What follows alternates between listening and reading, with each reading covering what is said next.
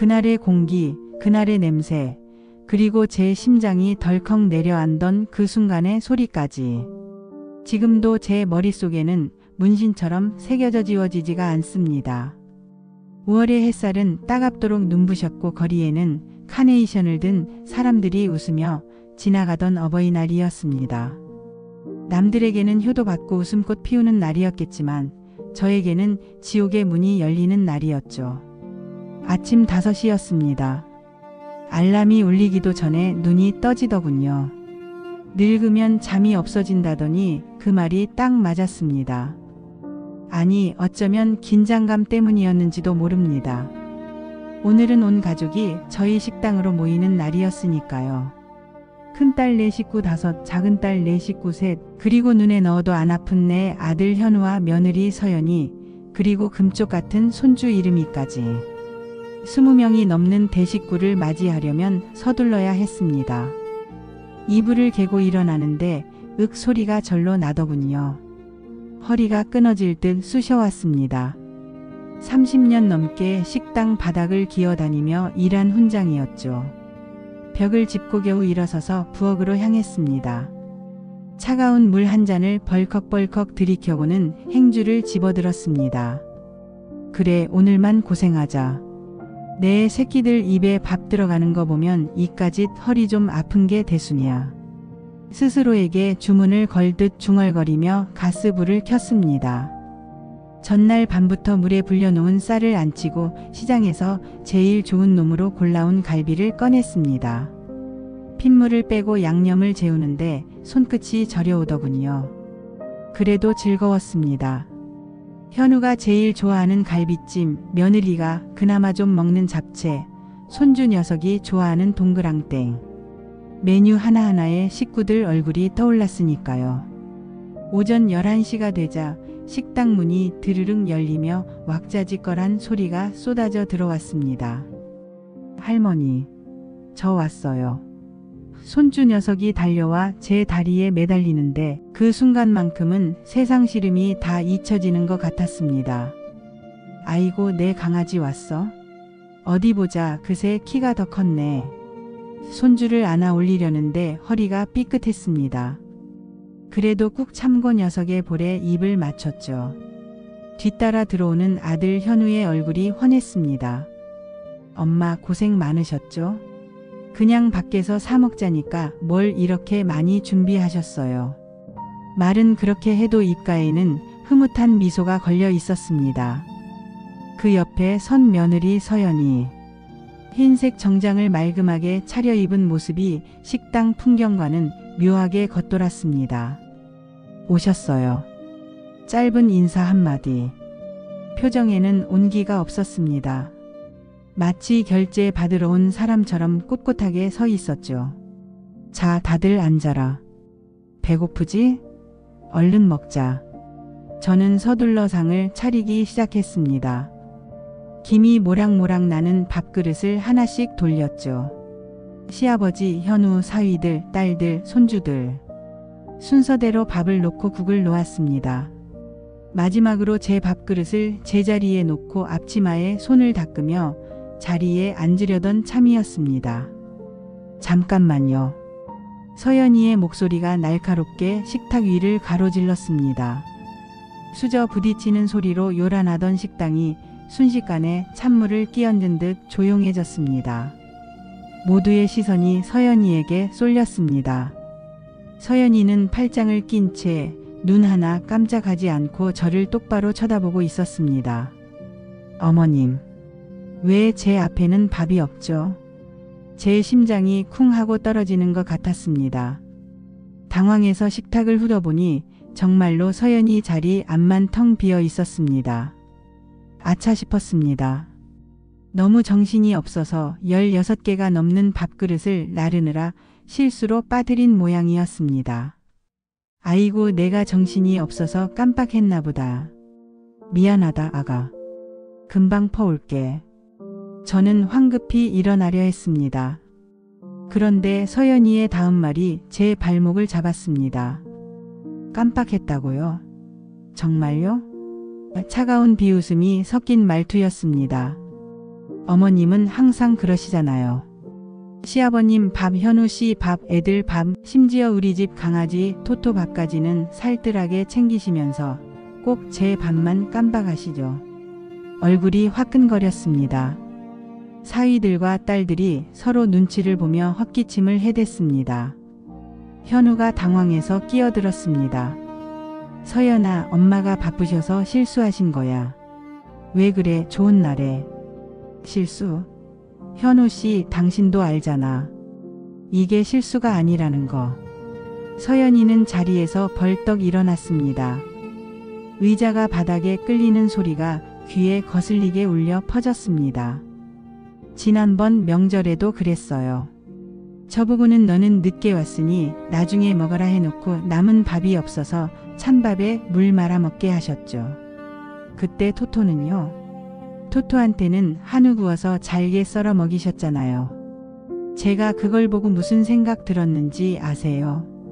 서연이의 목소리가 점점 커졌습니다. 목에 핏대까지 서 있었죠. 제가 이 집 개만도 못한 존재구나. 시어머니한테 며느리는 그냥 일해주러 온 식모, 아니 감정 쓰레기통이자 개밥보다 못한 취급을 받는 존재구나 싶었어요. 아가 말이 심하구나. 내가 언제 너를 개보다 못하게. 제가 떨리는 목소리로 말대꾸를 하려는데 서연이가 제 말을 싹둑 잘랐습니다. 심하다고요? 어머님 행동은 생각 안 하세요? 제가 금융회사 다니면서 연봉이 얼만지 아시죠? 제가 벌어오는 돈으로 대출금 갚고 생활비 보태고 어머님 용돈까지 드려요. 그런데 제가 받는 대접이 고작 이거예요. 밥 한 그릇 제대로 못 얻어먹는 거. 가슴이 먹먹했습니다.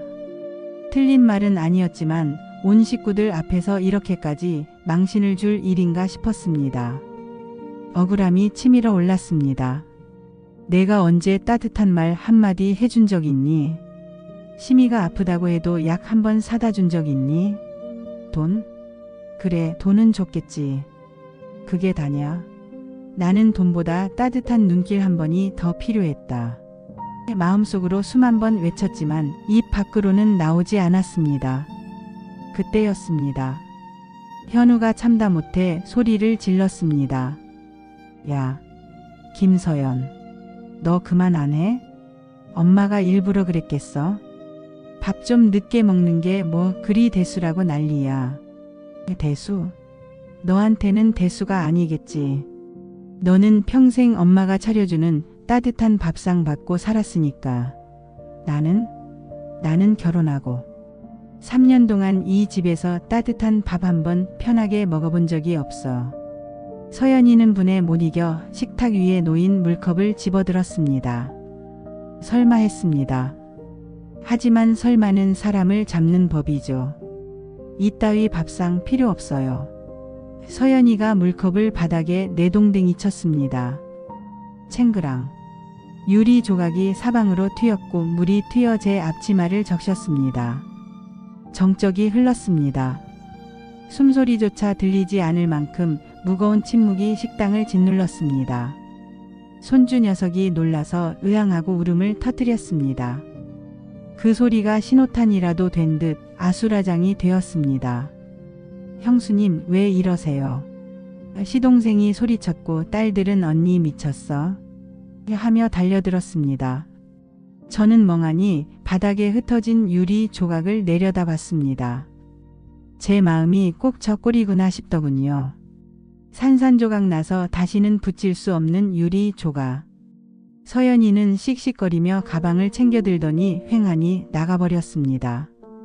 현우가 서연아 하고 부르며 뒤따라 나갔지만 이미 늦은 것 같았습니다. 남겨진 식구들은 어쩔 줄 몰라 하며 저만 쳐다봤습니다. 엄마, 괜찮으세요? 큰딸이 조심스럽게 물었지만 귀에 들어오지 않았습니다. 다리에 힘이 풀려 그 자리에 주저앉았습니다. 내가 뭘 그리 잘못했나. 새벽부터 일어나 뼈 빠지게 일한 죄밖에 없는데. 내 새끼들 배 불리려고 한 죄밖에 없는데. 눈물이 주르륵 흘러내렸습니다. 바닥에 쏟아진 물 위로 제 눈물이 뚝뚝 떨어져 파문을 일으켰습니다. 이게 시작이었습니다. 그날의 깨진 물컵처럼 우리 가족의 평화도 제 인생도 박살나기 시작한 건 바로 그 순간부터였습니다. 하지만 저는 몰랐습니다. 이건 그저 예고편에 불과했다는 것을요. 앞으로 닥쳐올 끔찍한 시련에 비하면 밥그릇 싸움 따위는 아무것도 아니었다는 것을 말이죠. 깨진 유리 조각을 치우지도 못한 채 텅 빈 식당에 홀로 앉아 있었습니다. 시계 바늘이 째깍째깍 돌아가는 소리가 유난히 크게 들리더군요. 그 소리를 듣고 있자니 제 기억의 시계도 거꾸로 돌아가기 시작했습니다. 도대체 어디서부터 잘못된 걸까요? 제가 며느리에게 밥 한 공기 주지 않는 표독스러운 시어머니가 된 게 정말 하루아침에 일어난 일일까요? 아닙니다. 그건 아주 오래전부터 켜켜이 쌓여온 서러움의 먼지들이 뭉쳐 만들어진 거대한 돌덩이 같은 거였어요. 제 손을 내려다 봤습니다. 퉁퉁 붓고 마디마디가 굵어진 나무 껍질 같은 손. 지문이 다 닳아 없어질 정도로 거친 이 손이 제 인생을 말해주고 있었죠. 30년 전 남편이 빚만 잔뜩 남기고 세상을 떠났을 때 제 나이 고작 30이었습니다. 하늘이 무너진다는 게 뭔지 그때 알았어요. 제 등 뒤에는 어린 딸 둘과 젖먹이 아들 현우가 매달려 있었으니까요. 울 시간이 어디 있어. 죽지 않으려면 움직여야지. 이를 악물고 시장통 구석에 작은 좌판을 폈습니다. 순대와 국밥을 팔았죠. 새벽이시면 어김없이 일어나 돼지 내장을 손질했습니다. 한겨울 칼바람이 불 때면 손등이 터져 피가 배어 나왔지만 반창고 하나 붙일 여유가 없었습니다. 그 피 섞인 물에 행주를 빨고 또 빨았죠. 시장에서 사람들은 저를 악발이라고 불렀습니다. 단돈 100원이라도 깎으려는 손님하고 멱살 잡고 싸우기도 했고 자리세 내라는 깡패들 앞에서 식칼을 들고 버티기도 했으니까요. 우암, 교양, 그런 건 배부른 사람들의 사치였습니다. 저한테는 당장 내 새끼들 입에 밥숟가락 꽂아주는 게 유일한 종교였고 도덕이었거든요. 그렇게 억척같이 살면서도 제가 버틸 수 있었던 건 오로지 막내 아들 현우 때문이었습니다. 누나들은 일찌감치 상고를 보내 돈을 벌게 했지만 현우만큼은 남부럽지 않게 키우고 싶었습니다. 현우야, 너는 공부만 해. 엄마처럼 생선 비린내 풍기며 살지 말고 팬대 굴리면서 에어컨 바람 쐬고 살아라. 그게 제 주문이었습니다. 현우는 착한 아들이었어요. 학교 갔다 오면 가게 구석 쭈그려 앉아 공부를 했고 결국에는 서울에 있는 명문 S대에 합격했죠. 합격 통지서를 받은 날 저는 시장통 한복판에서 엉엉 울었습니다. 보소. 내 아들이 서울 대학 갔습니다. 내 아들이 해냈다 카이. 지나가는 사람들을 붙잡고 자랑을 했죠. 그날만큼은 돼지 누린내가 아니라 꽃향기가 나는 것 같았습니다. 현우는 저의 자랑이자 제 인생에 대한 보상이었어요. 제가 겪은 그 모든 수모와 고생을 한 방에 씻겨줄 면류관이었던 겁니다. 현우가 대기업에 취직하고 승승장구할 때쯤 여자친구를 데려오겠다고 하더군요. 엄마, 저 결혼할 사람이에요. 그때 처음 서연이를 봤습니다. 첫인상이요. 솔직히 말하면 숨이 턱 막히더군요. 우리 식당 문을 열고 들어오는데 무슨 TV 드라마에 나오는 배우인 줄 알았습니다. 머리부터 발끝까지 명품으로 휘감고 화장기 없는 얼굴인데도 차가운 광이 흐르더군요. 그런데 그 눈빛이 참 묘했습니다. 저를 보고 안녕하세요 라고 인사를 하는데 눈은 웃고 있지 않았어요. 마치 더러운 물건을 보는 것처럼 식당에 기름진 테이블과 제 앞치마를 훑어보더군요. 어서 와요. 아이고, 우리 현우가 이렇게 참한 아가씨를 데려왔네. 제가 반가운 마음에 손을 덥석 잡으려 하자 서연이는 아주 미세하게 하지만 분명하게 손을 뒤로 뺐습니다. 네, 어머님. 말씀 많이 들었어요. 목소리에는 높낮이가 없었습니다. 마치 기계음 같았죠. 그날 저는 예비 며느리 먹인다고 새벽부터 토종닭을 잡아서 백숙을 끓였습니다. 자, 많이 들어라. 이게 시골 닭이라 아주 쫄깃하고 맛있다. 닭다리를 뜯어 서연이 밥그릇 위에 올려줬죠. 그건 제 최고의 호의였습니다. 그런데 서연이는 그 닭다리를 쳐다만 보고 젓가락을 대지 않는 겁니다. 왜? 입맛에 안 맞니? 제가 조심스럽게 묻자 서연이가 냅킨으로 입가를 톡톡 닦으며 말하더군요. 아, 어머님. 죄송해요. 제가 껍질이랑 지방은 안 먹어서요. 콜레스테롤 수치 관리 중이라서요. 그리고 국물에 기름이 좀 많네요. 순간 멍해졌습니다. 기름이 많다니. 이게 어떤 닭인데. 내가 이 닭을 잡으려고 뒷산까지 가서 사온 건데. 현우가 눈치를 보며 서연이가 원래 입이 좀 짧아요. 제가 먹을게요 하며 가져갔지만 제 마음 한구석에는 이미 찬바람이 불기 시작했습니다. 이 아이는 나와 다른 세계 사람이구나. 땀 흘려 만든 음식의 맛보다 영양 성분표의 숫자가 더 중요한 사람이구나. 결혼 준비 과정은 더 가관이었습니다. 저는 제가 못 입고 못 먹으며 모은 돈으로 아들 결혼식만큼은 남들 보란 듯이 화려하게 해주고 싶었습니다. 현우야, 호텔에서 하자. 엄마가 돈은 다 대줄게. 우리 아들 장가가는 거 동네방네 자랑 좀 하게. 그런데 서연이가 딱 잘라 거절하더군요. 어머님, 호텔 예식은 비효율적이에요. 보여주기식 행사에 몇 천만 원을 태우는 건 낭비죠. 저희는 하객도 최소화해서 스몰 웨딩으로 할 거예요. 그 돈으로 차라리 주식 투자를 하거나 대출금을 줄이는 게 낫죠. 비효율적. 그때 처음 들었습니다. 서연이 입에서 그 단어가 나올 때마다 제 가슴이 철렁철렁했죠. 제 인생 자체가 부정당하는 기분이었거든요. 제가 새벽부터 밤늦게까지 뼈 빠지게 일해서 번 돈을 쓰는 게 비효율적이라니. 결국 결혼식은 서연이 뜻대로 강남의 작은 홀에서 패백도 생략한 채 번개불에 콩 볶듯 끝났습니다. 저는 고운 한복 차려입고 친척들한테 절 한번 제대로 못 받아봤습니다. 사돈댁 식구들은 어찌나 고상한 척을 하는지 시장통에서 장사하는 저를 대놓고 무시하는 눈빛을 보내더군요. 신혼여행을 다녀온 뒤 저는 바리바리 반찬을 싸들고 신혼집을 찾아갔습니다. 김치, 멸치볶음, 장조림. 아들이 좋아하는 것들로만 꽉꽉 채웠죠. 현관문을 열어준 서연이는 화장기 없는 얼굴로 저를 맞았습니다.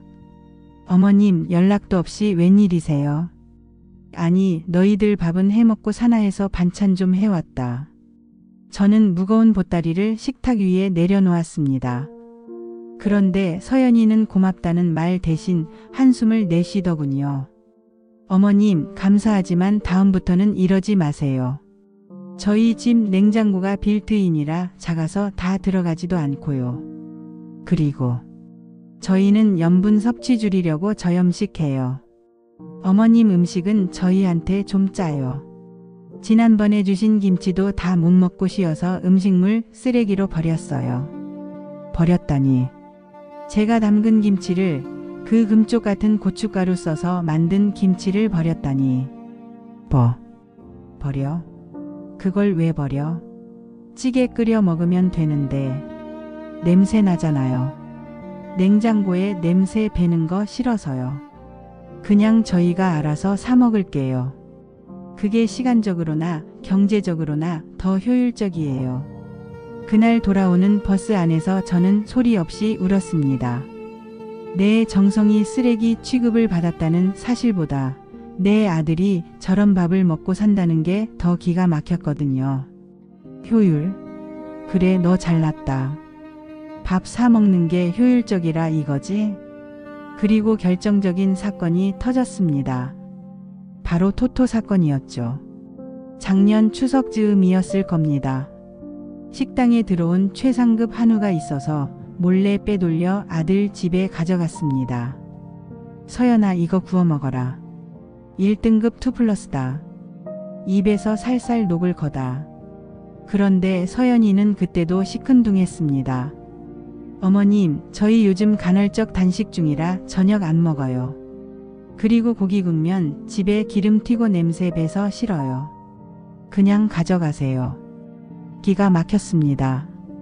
가져가라니. 이 귀한 걸.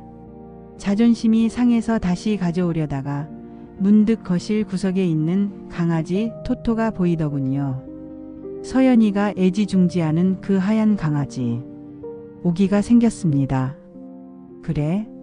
너희는 안 먹는다 이거지? 그럼 이 녀석이라도 줘야겠다. 저는 부엌으로 가서 고기를 굽기 시작했습니다. 서연이가 어머님 뭐 하세요? 하며 달려왔지만 저는 들은 척도 안 했습니다. 노릇노릇 구워진 한우를 식혀서 토토 밥그릇에 담아줬죠. 강아지는 꼬리를 미친 듯이 흔들며 허겁지겁 먹어치웠습니다. 그 모습을 보며 제가 서연이에게 쏘아붙였습니다. 봐라. 말 못하는 짐승도 맛있는 건 안다. 너희는 입이 고급이라 내 음식이 쓰레기 같아 보일지 몰라도 이놈은 내 정성을 아는구먼. 차라리 이 개가 며느리보다 낫다. 서연이 얼굴이 불그락푸르락해지더군요. 어머님, 지금 무슨 억지를 부리시는 거예요?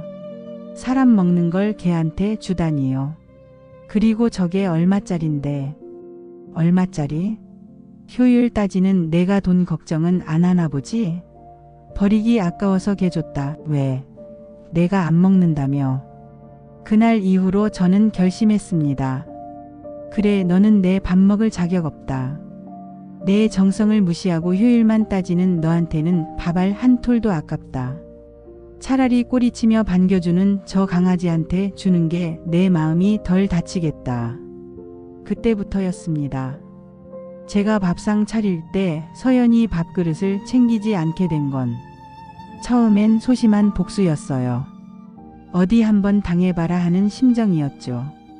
그런데 서연이는 아무 말도 안 하더군요. 그냥 묵묵히 냉장고에서 샐러드를 꺼내 먹거나 배달 음식을 시키더군요. 그 모습이 저를 더 화나게 했습니다. 아, 너는 내 밥 따위 없어도 그만이다 이거지? 갈등의 골은 깊어질 대로 깊어졌고 결국 오늘 어버이날 그 사단이 나고 만 겁니다. 하지만 저는 몰랐습니다. 제가 던진 그 소심한 복수의 돌멩이가 결국 거대한 바위가 되어 제 머리 위로 떨어지게 될 줄은요. 텅 빈 식당에 앉아 과거를 곱씹다 보니 후회보다는 억울함이 더 차올랐습니다. 내가 뭘 그렇게 잘못했나. 나는 그냥 따뜻한 밥 한 끼 해 먹이고 싶었던 것뿐인데 그게 그렇게 촌스럽고 비효율적이고 무시당할 일이었나. 눈물이 말라버린 눈가가 뻑뻑했습니다. 자리를 털고 일어났습니다. 깨진 유리 조각을 빗자루로 쓸어 담았습니다. 쓰레받기에 담긴 유리 조각들이 마치 제 마음 같아서 한참을 들여다보다가 쓰레기통에 처박아 버렸습니다. 그래, 갈 데까지 가보자. 누가 이기나 한번 해보자. 저는 입술을 깨물며 식당 셔터를 내렸습니다. 전쟁은 이제 막 시작된 참이었습니다. 그날 식당 셔터를 내리고 집으로 돌아오는 길, 밤 공기가 유난히 차가웠습니다. 터덜터덜 걷다 보니 가로등 불빛 아래 제 그림자가 길게 늘어지더군요. 그 그림자를 보고 있자니 며느리 서연이와 저 사이에 놓인 거대한 벽이 생각났습니다. 그 벽은 하루아침에 생긴 게 아니었죠. 결정적으로 그 벽을 쇠처럼 단단하게 만든 건 바로 제 눈에 넣어도 안 아픈 손주 민준이가 태어나면서부터였습니다. 민준이가 태어났을 때 저는 세상을 다 가진 것만 같았습니다. 핏덩이 같은 녀석이 꼬물거리며 제 손가락을 꽉 쥐는데 그 작은 소나기 힘에서 제 아들 현우의 어릴 적 모습이 겹쳐 보였거든요. 아이고 내 새끼. 장하다. 우리 가문에 이런 보물이 다 왔네. 산후조리원에서 유리창 너머로 아이를 바라보며 저는 밤새도록 자리를 뜨지 못했습니다. 제가 평생 장사하며 번 돈으로 제일 비싼 조리원을 끊어줬습니다. 그게 할머니로서 해줄 수 있는 최고의 사랑 표현이라 믿었으니까요. 하지만 갈등은 서연이가 복직을 하면서 본격적으로 시작되었습니다. 서연이는 금융인답게 칼같이 복직 날짜를 잡더군요. 어머님, 저 다음 달부터 출근해요. 베이비시터를 구하고 있긴 한데 마음에 드는 사람이 없어서요. 당분간 어머님이 민준이 좀 봐주실 수 있으세요? 그 말이 어찌나 반갑던지요. 그럼 걱정 마라. 내가 식당일 좀 줄이고 봐주마. 남의 손에 우리 귀한 손주를 어떻게 맡기니. 저는 뛸 듯이 기뻤습니다. 드디어 내 손주를 마음껏 안아보고 업어볼 수 있다는 생각이에요. 하지만 그 기쁨은 딱 3일 만에 산산조각이 났습니다. 저는 제 방식대로 아이를 키우고 싶었습니다. 옛날 어른들 말씀에 애들은 흙도 주워 먹으면서 크는 거다라고 했잖아요. 너무 유난 떨지 않고 둥글둥글하게 키우고 싶었죠. 어느 날 오후였습니다. 민준이가 칭얼거리기에 시장에서 사온 뻥튀기를 하나 쥐어줬습니다. 달달하고 고소한 맛에 아이가 울음을 뚝 그치고 물음을 잘도 먹더군요. 그 모습이 예뻐서 엉덩이를 토닥이고 있는데 서연이가 예상보다 일찍 퇴근을 한 겁니다. 현관문을 열고 들어선 서연이의 눈이 뻥튀기를 쥔 민준이 손에 고정되더군요. 어머님, 지금 애한테 뭘 먹이시는 거예요? 가방을 내던지듯 내려놓고 달려와 아이 손에서 뻥튀기를 낚아채 뺏어버렸습니다. 민준이는 놀라서 자지러지게 울기 시작했죠. 아니, 애가 배고파하길래 쌀과자 하나 줬다. 그게 뭐 그리 큰일이라고. 쌀과자요. 어머님, 이거 성분표 보셨어요?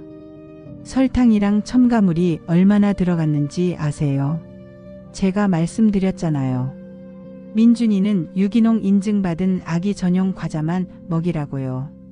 서연이는 쓰레기통에 뻥튀기를 처박으며 저를 노려봤습니다. 마치 독극물이라도 먹인 사람을 보는 눈빛이었죠. 유기농? 옛날엔 보리개떡 먹고도 다들 장군처럼 컸다. 너도 참 유별나다. 제가 섭섭한 마음에 한마디 했더니 서연이가 정색을 하고 받아치더군요. 어머님, 그건 옛날 무식하던 시절 얘기고요. 지금은 100세 시대예요. 어릴 때 식습관이 평생 건강을 좌우한다고요.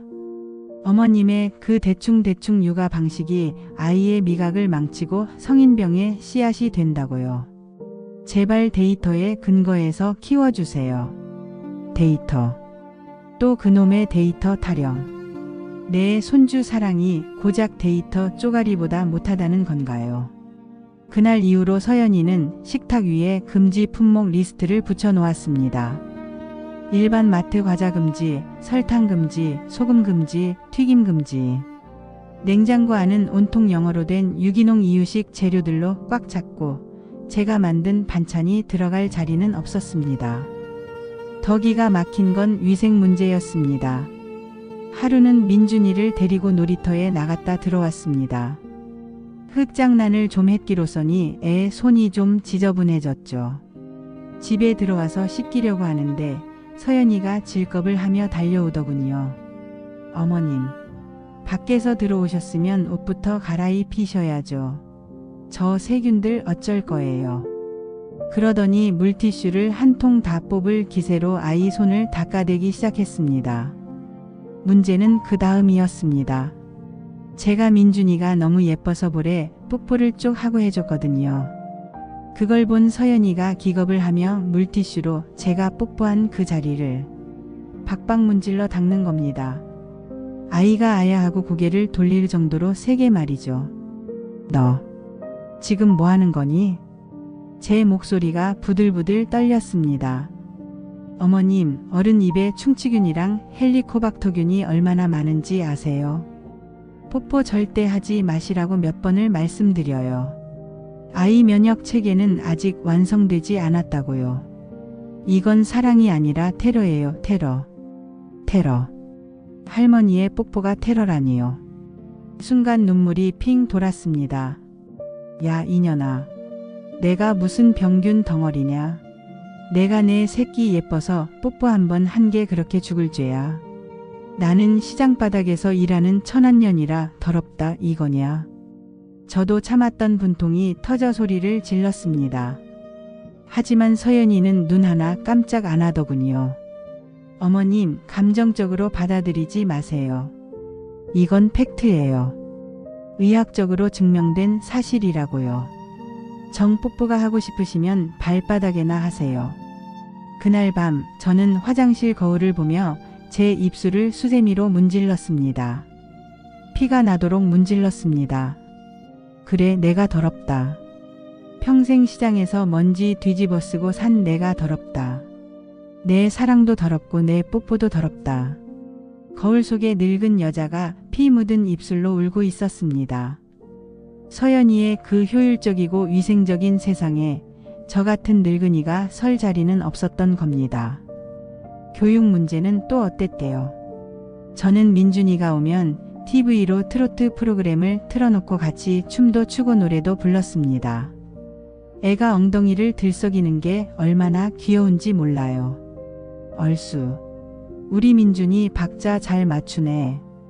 그런데 그걸 본 서연이는 TV 코드를 뽑아버리더군요. 어머님, 뇌 발달이 한창인 시기에 TV를 보여주시면 어떡해요. 전두엽 발달에 치명적이라고요. 그리고 저런 저급한 노래 말고 제가 사다 놓은 영어 동화 CD 틀어주세요. 아니, 애가 좋아하잖아. 그리고 한국 사람이 한국 노래 듣는 게 뭐 어때서. 어머님, 지금은 글로벌 시대예요. 0세부터 3세까지가 언어 습득의 골든타임이라고요. 이 귀한 시간에 트로트나 듣게 하는 건 시간 낭비예요.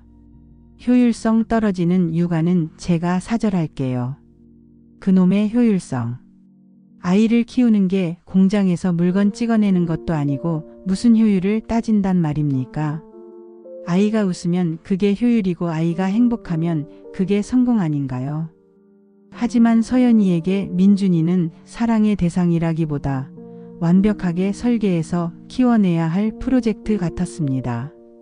최고급 유기농 연료를 넣고 최적의 데이터를 입력해서 최고의 아웃풋을 만들어내야 하는 그런 프로젝트 말이죠. 결국 서연이는 저를 해고했습니다. 어머님, 더 이상 부탁드리기 죄송해서요. 입주시터 구했어요. 유아교육 전공하신 분이라 전문적이에요.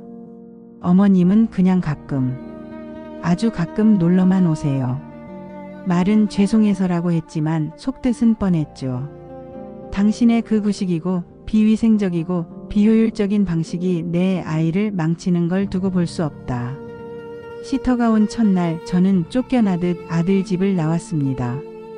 현관문을 닫히기 직전 민준이가 할머니 가지마 하며 우는데 서연이가 아이를 안고 단호하게 문을 닫더군요. 쾅. 그 닫힌 문이 꼭 제 인생의 문 같았습니다.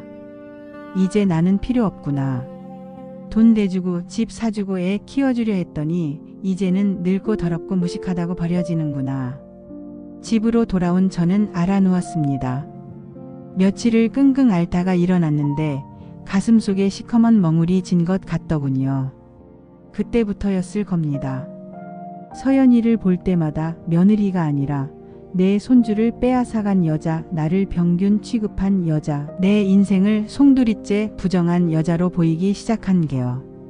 그 후로 명절이나 제사 때 서연이가 오면 저는 밥상 차릴 때마다 손이 떨렸습니다. 너는 깨끗하고 고상한 것만 먹고 살아라.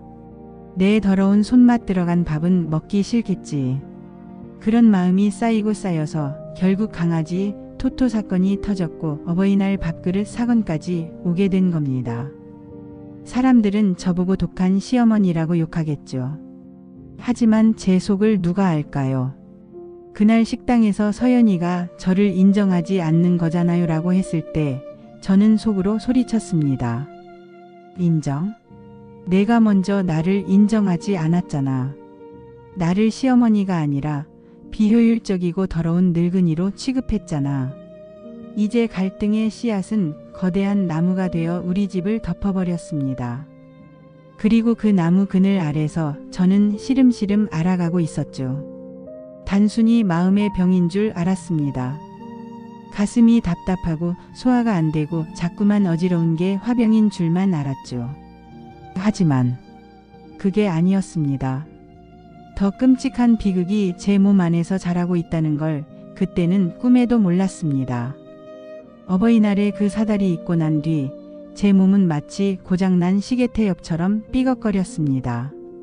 처음에는 그저 나이 탓이려니 며느리 때문에 속을 끓여서 생긴 화병이려니 했습니다. 아침에 일어나면 얼굴이 퉁퉁 부어 눈을 뜨기 힘들었고 저녁이면 종아리가 코끼리 다리처럼 부어올라 양말 자국이 깊게 패였죠. 소변을 봐도 시원치 않고 거품이 잔뜩 끼는 게 영 찜찜했지만 병원 갈 시간이 어디 있습니까? 식당 문 닫으면 당장 단골 손님들이 발길 돌릴까 무서워 파스 한 장 붙이고 버텼습니다. 그날은 유난히 날이 더웠습니다. 점심 장사 준비로 주방 열기가 후끈거려 숨이 턱턱 막혔죠. 뚝배기 30개를 불 위에 올리고 육수를 붓는데 갑자기 눈앞이 노랗게 변하더군요. 천장에 매달린 형광등이 뱅글뱅글 돌더니 바닥이 제 얼굴로 솟구쳐 오르는 것 같았습니다. 중심을 잡으려 조리대를 짚었지만 손에 힘이 들어가지 않았습니다. 와장창 끓는 육수 냄비 하나를 건드리는 바람에 뜨거운 국물이 바닥으로 쏟아졌고 저는 그 위로 힘없이 쓰러졌습니다. 사장님 왜 그러세요? 주방 아줌마의 다급한 비명이 들렸고 밖에서 손님들이 웅성거리는 소리가 물속에서 듣는 것처럼 웅웅거리며 멀어졌습니다.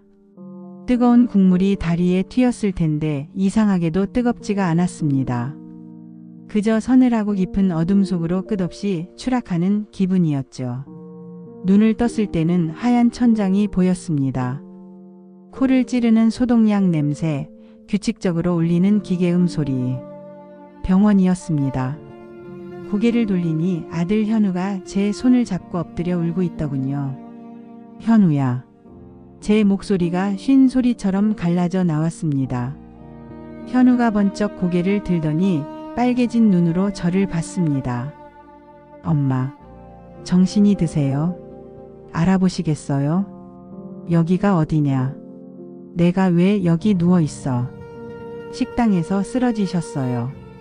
엄마, 왜 말을 안 했어? 몸이 이 지경이 될 때까지 왜 미련하게 참기만 했어? 현우가 다시 엉엉 울기 시작했습니다. 불길한 예감이 스쳤습니다. 단순히 과로로 쓰러진 게 아니구나. 그때 병실 문이 열리고 의사 선생님과 간호사가 들어왔습니다. 그리고 그 뒤로 또각또각 구두 소리를 내며 며느리 서연이가 들어오더군요. 여전히 빈틈없는 정장 차림에 감정을 읽을 수 없는 차가운 표정이었습니다. 울고 있는 현우와 달리 서연이는 마치 업무 미팅에 들어온 사람처럼 냉정해 보였습니다. 환자분 정신이 드십니까? 의사 선생님이 차트를 보며 심각한 표정으로 물었습니다. 네, 선생님. 제가 어디가 많이 안 좋은가요? 의사 선생님이 안경을 고쳤으며 한숨을 내쉬더군요. 마음 단단히 먹고 들으세요. 만성 신부전증 말기입니다. 네? 뭐요? 신장, 그러니까 콩팥 기능이 거의 상실되었습니다. 수치상으로는 10%도 안 남았어요. 그동안 붓거나 피로하지 않으셨어요? 이 정도면 요독 증세가 심했을 텐데 어떻게 참으셨습니까? 머리가 멍해졌습니다. 콩팥이 망가졌다니. 술, 담배도 안 하고 평생 밥심으로 살아온 내가 왜? 그럼 약 먹으면 낫는 건가요? 제 순진한 질문에 의사 선생님은 고개를 저었습니다. 아닙니다. 말기는 약으로 회복이 불가능합니다. 당장 투석을 시작해야 하고요. 근본적인 치료를 위해서는 신장 이식밖에 답이 없습니다. 이식. TV 드라마에서나 보던 그 단어가 제 귀에 꽂혔습니다. 내 몸속 장기를 떼어내고 남의 것을 넣어야 한다니. 현우는 엄마 미안해. 내가 불효자야 하며 대성통곡을 했지만 제 눈은 서연이를 향했습니다.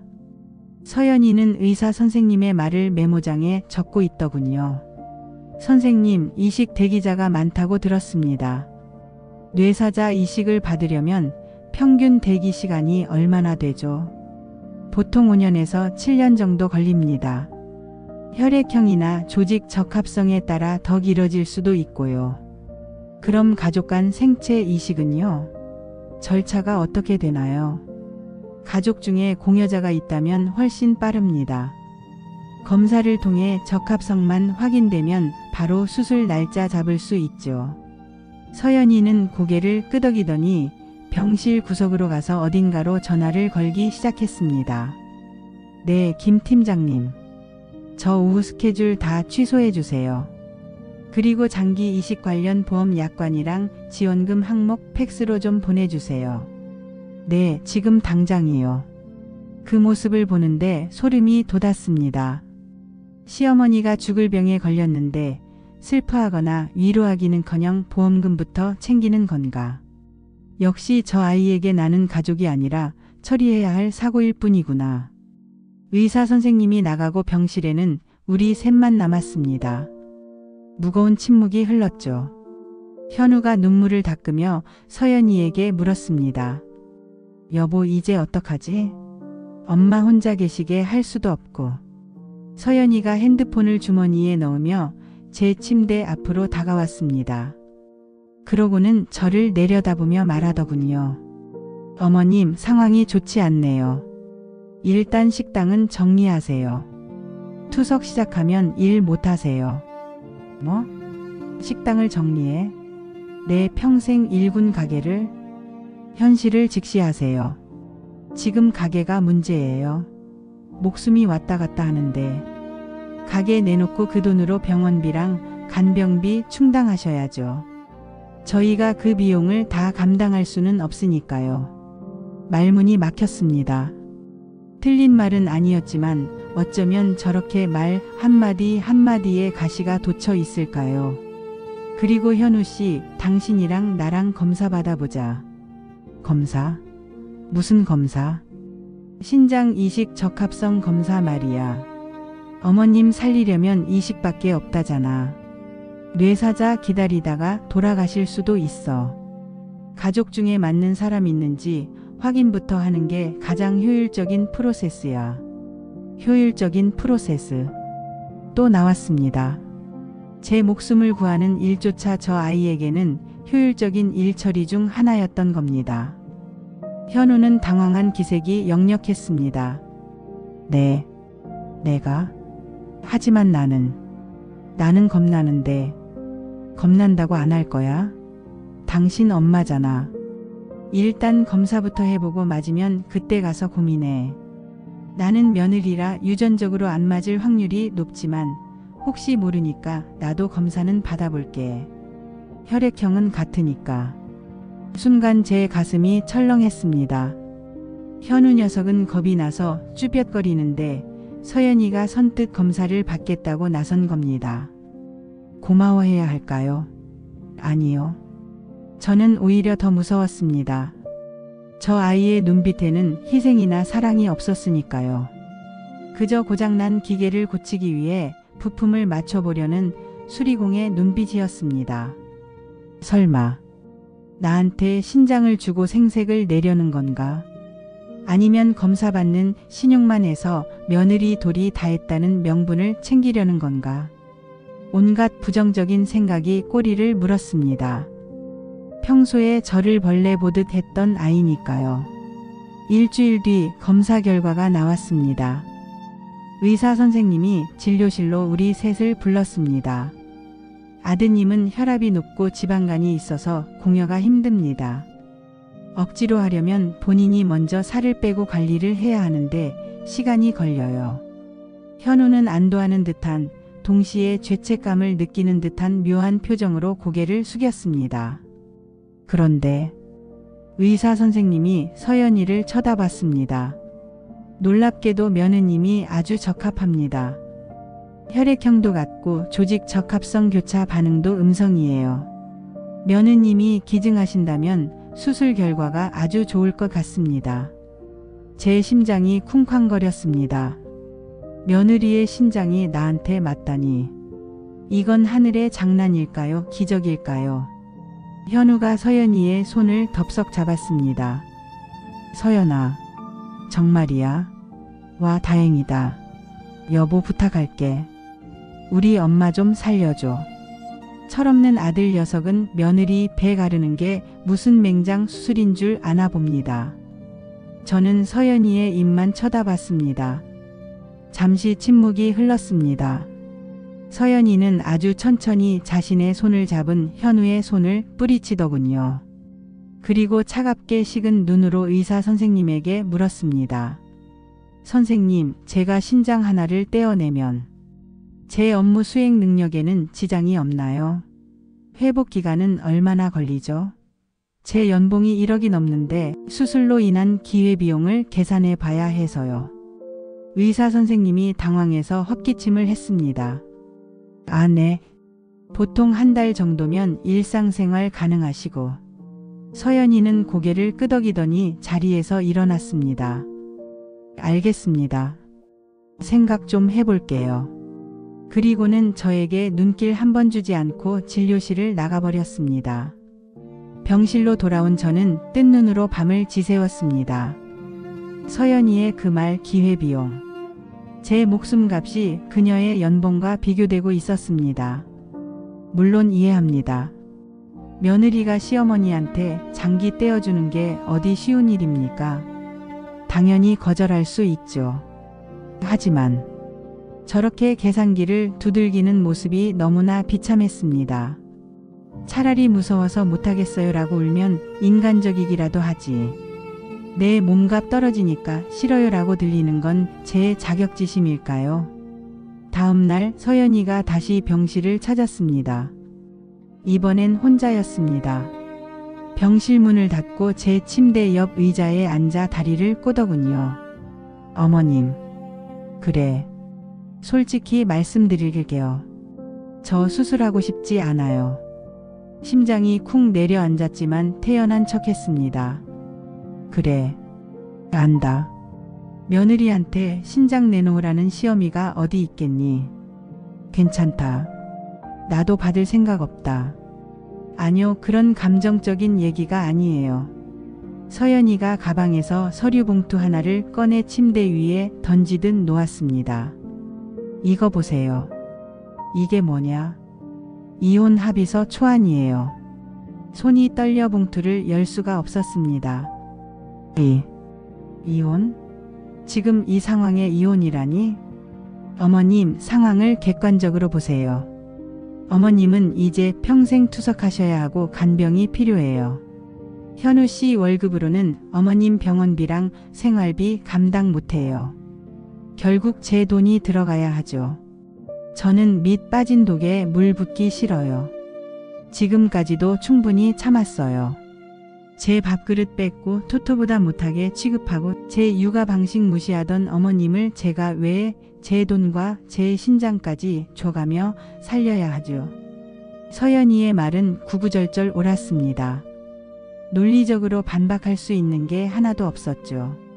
하지만 그 논리가 제 가슴을 난도질했습니다. 그래서 나더러 죽으라는 거냐? 아니요. 선택지를 드리는 거예요. 현우 씨 놔주세요. 깨끗하게 갈라서게 해주세요. 그러면 제가 위자료 넉넉히 챙겨드릴게요. 그 돈으로 간병인 쓰고 편하게 투석 받으세요. 그게 어머님한테도 저한테도 현우 씨한테도 가장 효율적인 결말이에요. 만약 내가 싫다고 하면 서연이의 입꼬리가 살짝 올라갔습니다. 비릿한 미소였죠. 그럼 저도 제 방식대로 해야죠. 어머님이 저한테 했던 것처럼요. 이 집안에서 철저하게 투명 인간 취급당하는 게 어떤 건지, 돈줄 끊긴 노인이 병원에서 얼마나 비참해질 수 있는지 보여드릴 수밖에요. 그날 밤 저는 병원 옥상에 올라갔습니다. 난간 아래로 보이는 도시의 불빛들이 어지럽게 춤을 추더군요. 바람이 차가웠지만 서연이의 말보다 차갑지는 않았습니다. 제 신장은 망가져서 독소를 걸러내지 못하는데 며느리라는 아이는 제 인생의 독소가 되어 저를 죽이려 들고 있었습니다.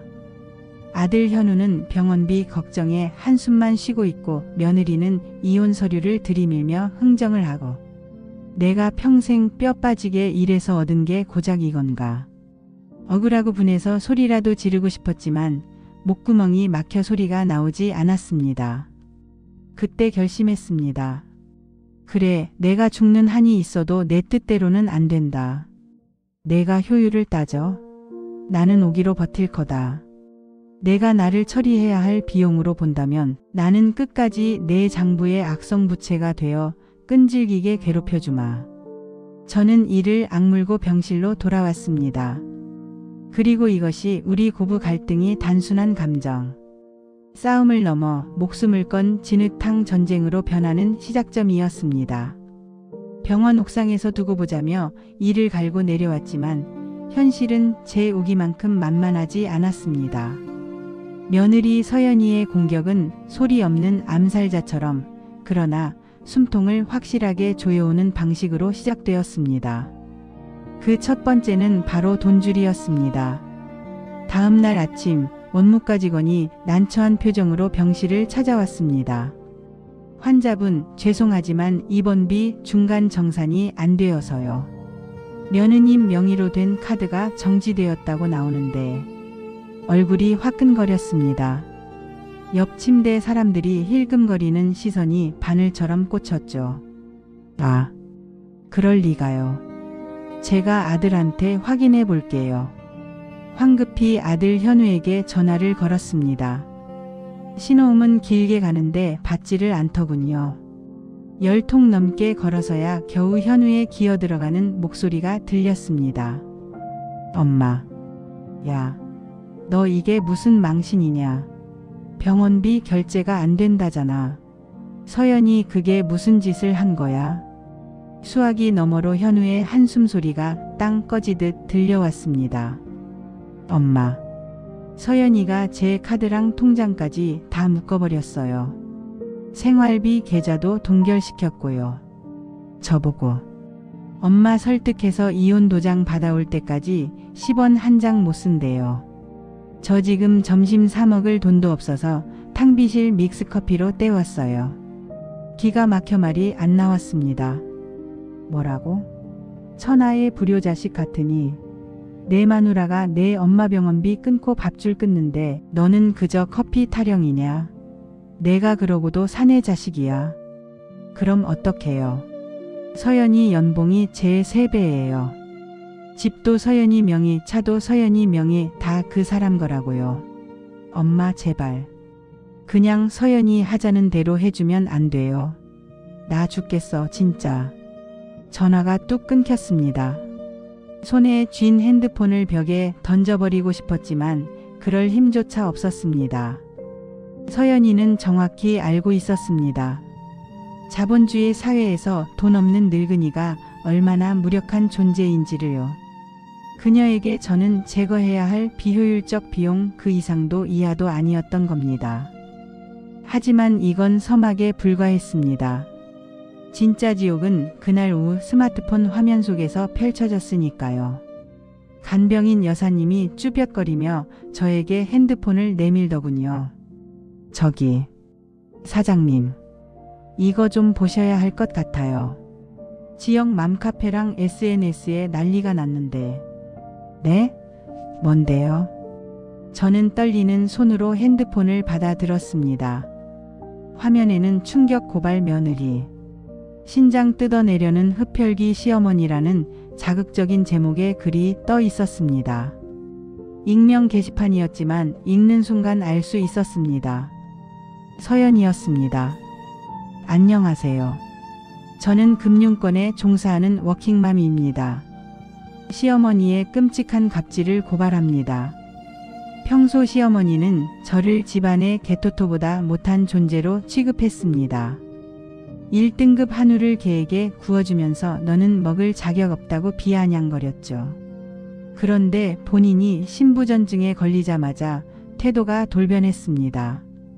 며느리인 저에게 너는 혈액형이 같으니 신장을 내놓으라고 강요하고 있습니다. 제가 건강상의 이유와 업무 때문에 거절하자 아들제 남편을 시켜 매일 병원으로 불러내 협박을 합니다. 내가 며느리냐, 내 돈으로 산 물건이지라며 인격을 모독합니다. 여러분, 제가 제 신체를 지키려는 게 폐륜인가요? 늙고 병든 시어머니를 위해 제 인생을 희생해야 하나요? 이게 효율적인 가족 관계인가요? 글 아래 달린 댓글들은 차마 눈 뜨고 볼 수 없을 정도로 참혹했습니다. 미친 노인네네. 곱게 늙어서 죽지 왜 젊은 며느리 잡으려 들어. 개보다 못하게 대우했다며. 인과응보다. 신장. 콩팥을 떼달라고. 완전 소름. 현대판 고려장이 시급하다. 어디 식당인지 신상 털자. 저런 할망구 가게는 망해야 정신 차리지. 숨이 쉬어지지 않았습니다. 거짓말. 전부 거짓말이었습니다. 내가 언제 신장을 내놓으라고 강요했습니까? 자기가 먼저 검사받자고 해놓고 자기가 기회비용 따지며 거절해놓고 이제 와서 나를 파렴치한 흡혈귀로 만들다니. 1등급 한우 이야기는 교묘하게 편집되어 저를 정신 나간 노인네로 만들어 놓았더군요. 가슴을 쥐어뜯으며 통곡했습니다. 이 나쁜 년. 이 천벌을 받을 년. 어떻게 사람을 이렇게 매장시킬 수가 있어. 파급력은 무서웠습니다. 몇 시간 지나지 않아 제 식당 이름이 댓글에 올라오기 시작했고 제 개인 번호로 모르는 사람들의 문자가 빗발쳤습니다. 할머니 오래 살아서 좋으시겠어요. 며느리 잡아먹고 천년만년 사세요. 당신 같은 늙은이는 세금 낭비야. 그냥 죽어. 입에 담지 못할 욕설들이 핸드폰 진동과 함께 끊임없이 쏟아져 들어왔습니다. 더 뼈아픈 건 제가 평생을 바쳐 지켜온 명예가 무너지는 순간이었습니다. 제가 후원하던 지역 장학회 사무국장에게 전화가 왔습니다. 아, 김 사장님. 저기 곤란한 말씀을 드려야겠는데 인터넷에 돈 그 글 말입니다. 사실 여부를 떠나서 학부모님들 항의가 너무 거세서요. 당분간 사장님 이름으로 된 후원금은 받기가 좀 그렇습니다. 그리고 다음 달 예정된 감사패 수여식도 취소해야 할 것 같네요. 죄송합니다. 뚜뚜뚜. 전화가 끊기는 소리가 마치 제 인생의 종소리처럼 들렸습니다.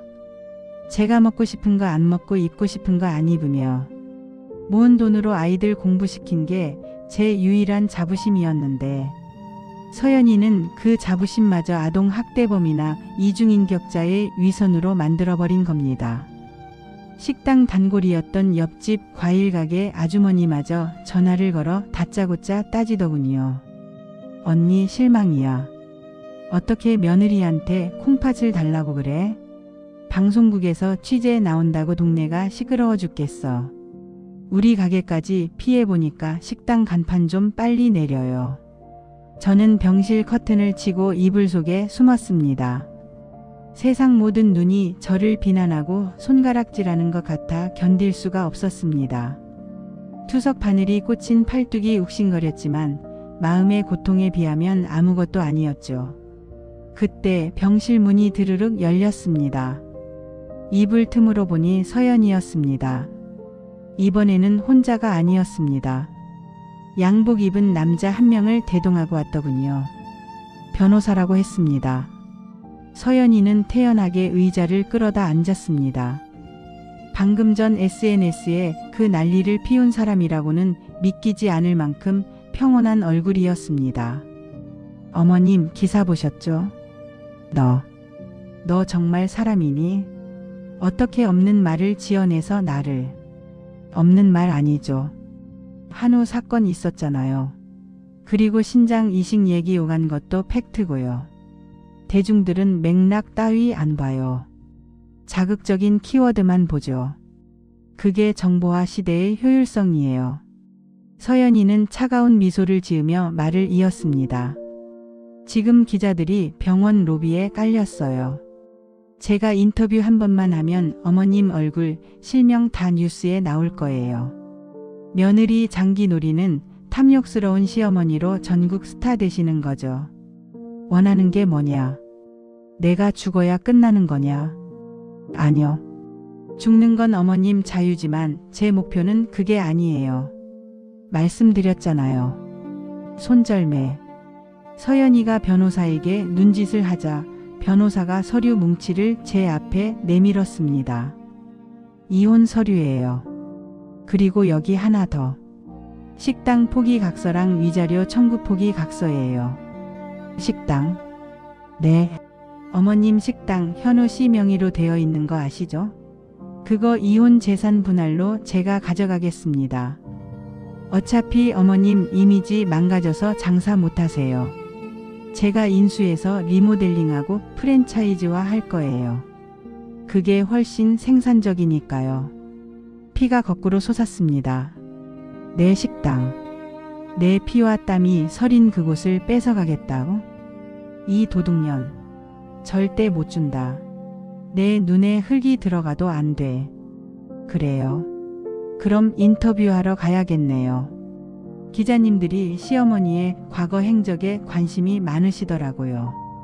시장통에서 악착같이 돈 벌 때 세금 문제라든지 위생 문제라든지 털어서 먼지 안 나오는 사람 없잖아요. 제가 금융인이라 그런 리스크 분석은 또 기가 막히게 잘하거든요. 서연이는 자리에서 일어났습니다. 내일 아침까지 시간 드릴게요. 도장 찍으면 기사 내리고 병원비는 제가 인도적으로 지원해 드릴게요.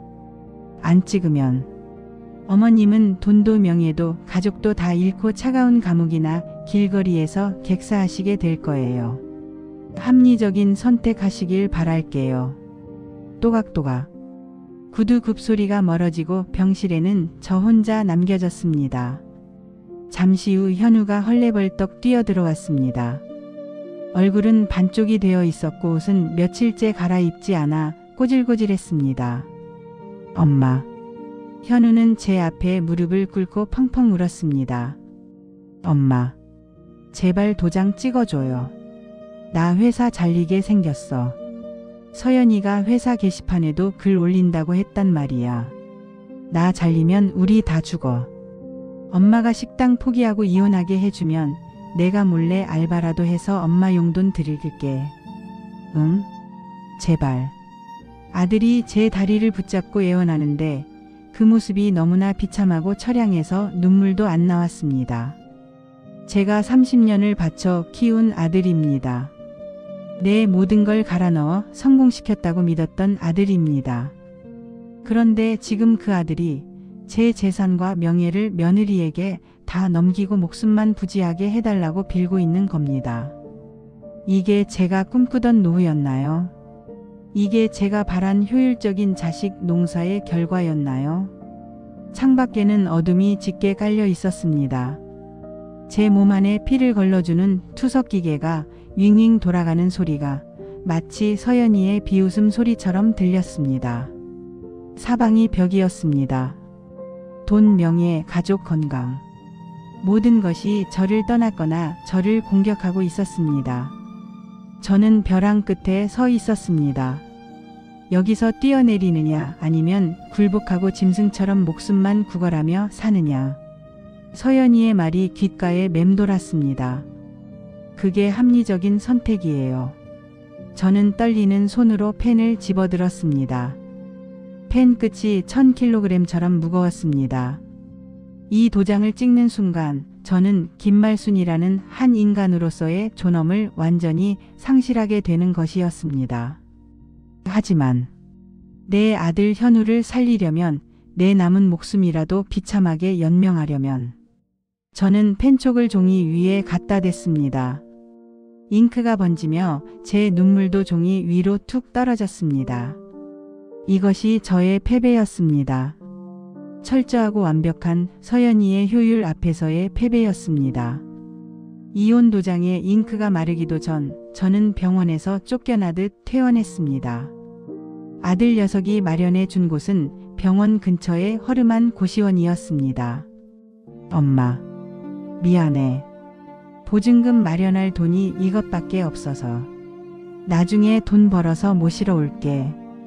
아들은 죄인처럼 고개를 숙이고 도망치듯 사라졌습니다.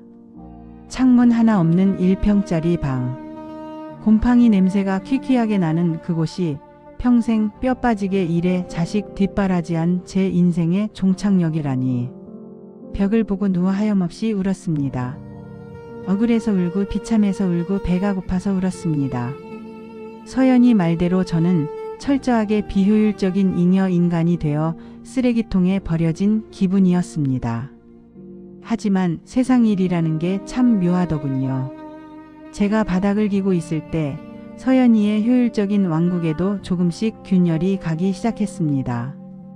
들리는 소문에 의하면 서연이는 제 식당을 인수하자마자 대대적인 공사를 했다고 합니다. 간판부터 바꿨다더군요. 구수한 할매네 식당 간판을 떼어내고 S-키천 S.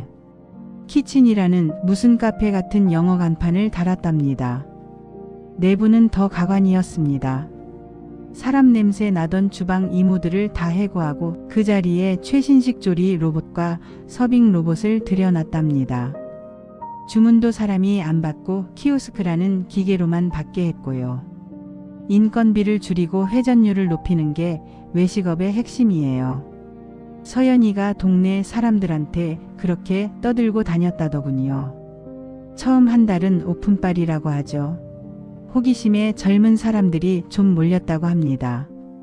서연이의 그 세련된 인테리어와 로봇이 신기해서 사진 찍으러 오는 사람들이 있었으니까요. 하지만 식당의 본질은 결국 맛과 정 아닙니까? 서연이의 효율적인 레시피는 곧 바닥을 드러냈습니다. 그녀는 육수를 끓일 때 비싼 재료 대신 농축 엑기스를 썼고 김치는 중국산 저염 김치로 바꿨습니다. 그램지 수까지 맞춰 정량 배식을 했으니 덤으로 더 퍼주던 시골 인심은 온데간데 없어졌죠. 어느 날 제가 투석을 마치고 힘없이 고시원으로 돌아오는 길이었습니다. 길에서 우연히 단골이었던 택시기사 김씨 아저씨를 만났습니다. 아이고, 사장님, 이게 얼마만입니까? 몸은 좀 어떠세요? 김씨 아저씨가 제 앙상한 손을 잡고 글썽거렸습니다. 그냥 죽지 못해 살아요. 그나저나 밥은 잘 챙겨 드세요. 밥은 무슨? 사장님 떠나고 나서 그 식당 발 끊었습니다. 왜요? 며느리가 똑똑하니까 저보다 더 잘해놨을 텐데. 김씨 아저씨가 땅이 꺼져라 한숨을 쉬더군요. 말도 마세요. 기계가 왔다 갔다 하는데 정신만 사납고 국물 맛이 영 맹탕입니다.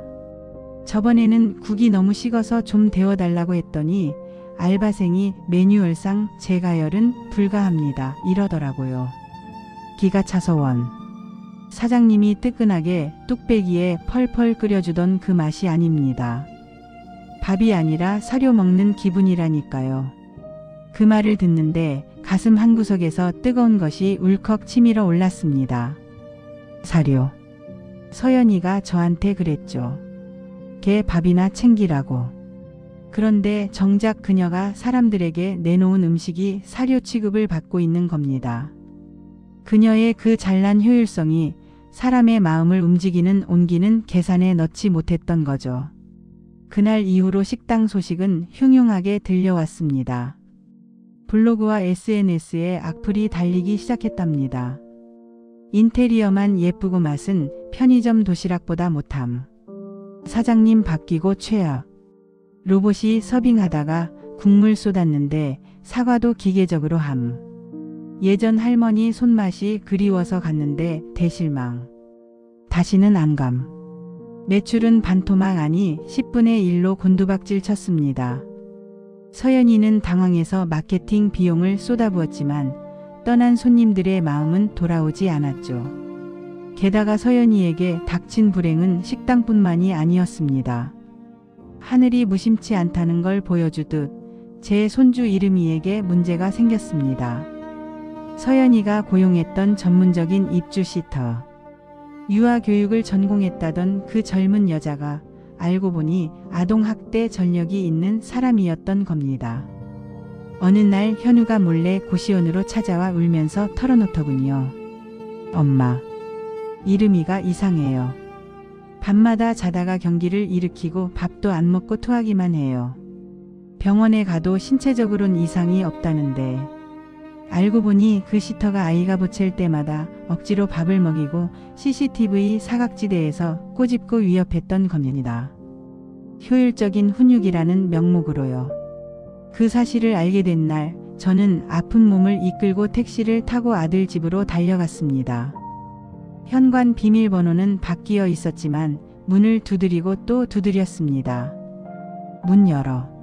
내 새끼 건드린 년 나와. 문이 열리고 헬쑥해진 서연이가 나왔습니다. 그녀의 눈밑은 퀭했고 그 당당하던 기세는 온데간데 없었습니다. 방 안에서 이름이의 자지러지는 울음소리가 들렸습니다. 저는 서연이를 밀치고 들어가 이름이를 안았습니다. 아이는 저를 보자마자 제 품에 파고들며 바들바들 떨었습니다. 한미.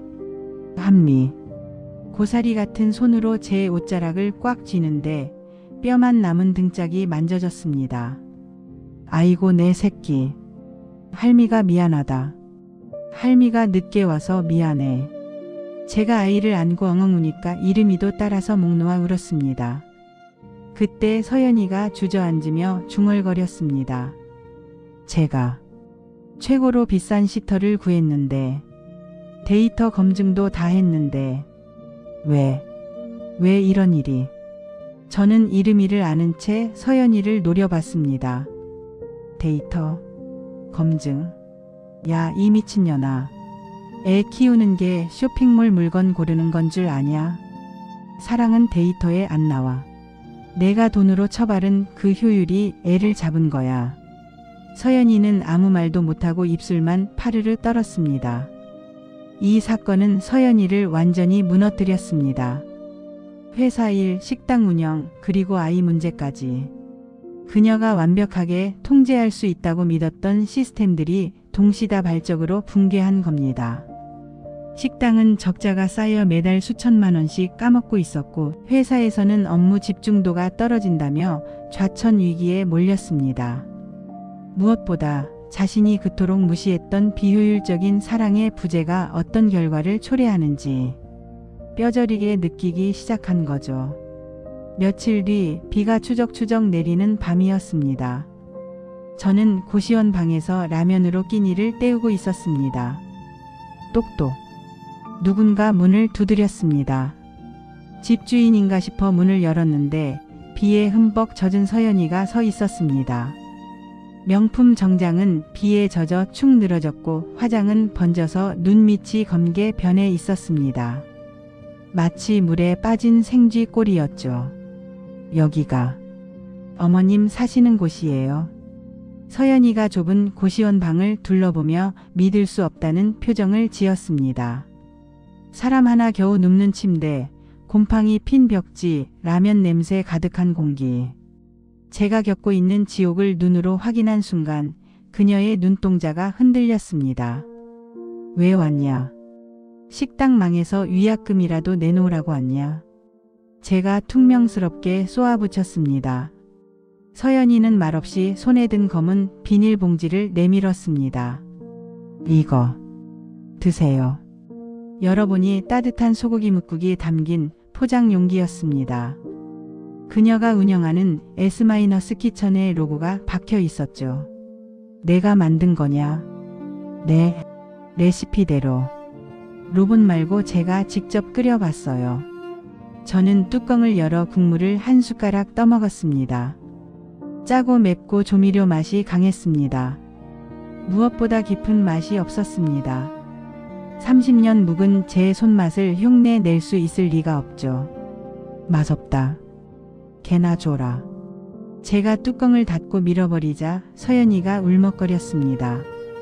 어머님, 손님들이 다 맛없대요.